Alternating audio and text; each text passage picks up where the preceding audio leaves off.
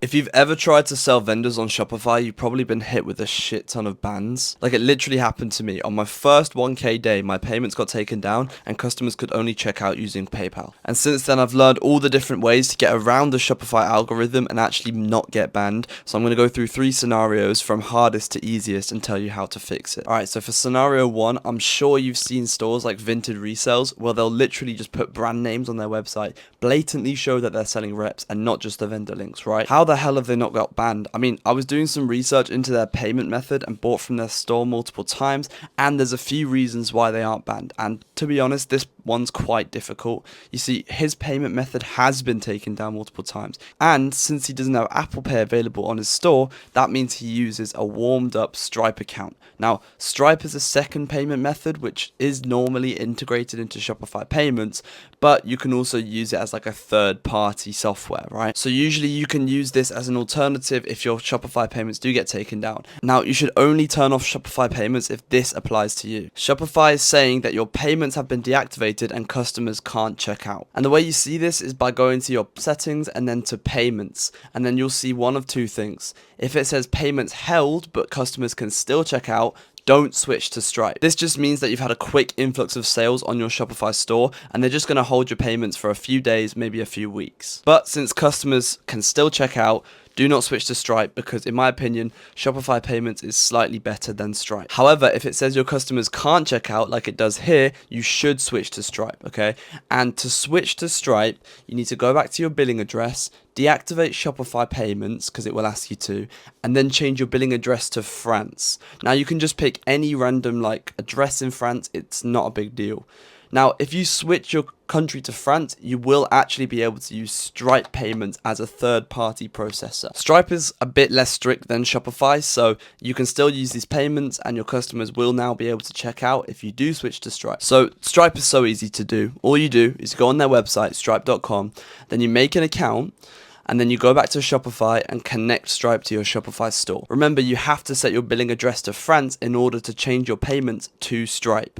If you're not in France on your billing address, it won't come up as an option. So once Stripe is enabled, your customers will now be able to check out. However, if you want to take this a step further, you can use a warmed up Stripe account. This is a Stripe account that's already had sales on it in the past, and if you use one of these on your new stores, you're probably not going to get banned. But of course, I know a lot of you guys do not have access to a warmed up Stripe account, so it's not mandatory. You can still use payments without having a warmed up one. So for scenario 2, if you haven't set up your Shopify store yet to sell the vendor links, that's perfect. I'll show you how. I teach everyone to not get banned in the program. Essentially, there's a few rules you have to follow. So for example, don't use these specific words: resell, reselling, one-to-one, replica, China, copy, clone, do. These words are like a trigger word for Shopify's ban system, so if you do have them, you're very likely to get your payments held. Now, to take this a step even further, which I would recommend you all do, make sure to not use these words in any of your product images either, and also not to use any actual pictures of the designer product in your picture. So let me show you a bad example. As you can see, he literally just put a picture of the product, right? The Carhartt jeans. And then he also put the name of the designer brand in the product name. So this means, like, unless he's got a warmed up Stripe account, unless he's using like a third party payment software, he will probably get his payments taken down or his website banned. Now, this is actually a good example.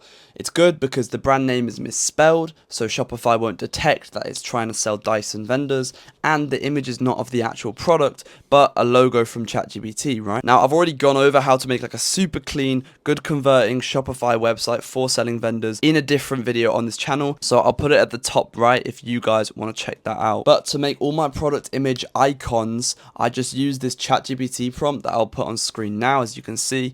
Basically, it just makes like a picture which looks super clean and professional, so people still understand what you're selling, but you're not just blatantly showing Shopify that you're selling vendors. And the final third scenario is if your Shopify and Stripe payments get taken down. Now, you might feel like you're cooked in this situation, but I promise you, you're not. First of all, I want to assure you that Shopify and Stripe cannot hold your payouts to your bank account for more than 3 months. So you will receive those payouts eventually. But for now, I'd recommend you export your website by going to the themes tab and pressing export theme. Then you go to the product tab and you export products, right? This is how you can literally copy and paste your website onto a new Shopify store. So you make a new Shopify, and even better, if you already have an old Shopify website that you don't use anymore, you can utilize that. So use that old one and convert it into your vendor selling website.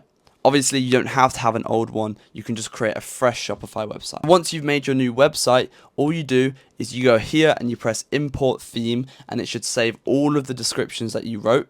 Then you go to products and you press import products, and it should import all the products that you saved from your old website. So your website will literally be cloned onto a new site, but you'll have Shopify payments active. In summary, your website should not have words related to reselling in the product title, product image, or product description. And if your Shopify payments have been removed, switch to France and use Stripe instead. And if your site's completely cooked, you can export the theme and clone it onto a new website. So for most of you guys, I'd recommend just switching to a fresh Stripe account only if you've had your Shopify payments disabled. If your Shopify payments aren't disabled yet, you can just keep going with it. Just make sure that all of your descriptions, product images, and all that are clean. But yeah, if you want to learn exactly how I made $25,000 this month selling vendor links, go to the first link in the description and I'll show you exactly how I did it using knowledge that I already had from reselling. So if you have any knowledge about reselling, you can do it too. So thank you for watching. See you soon.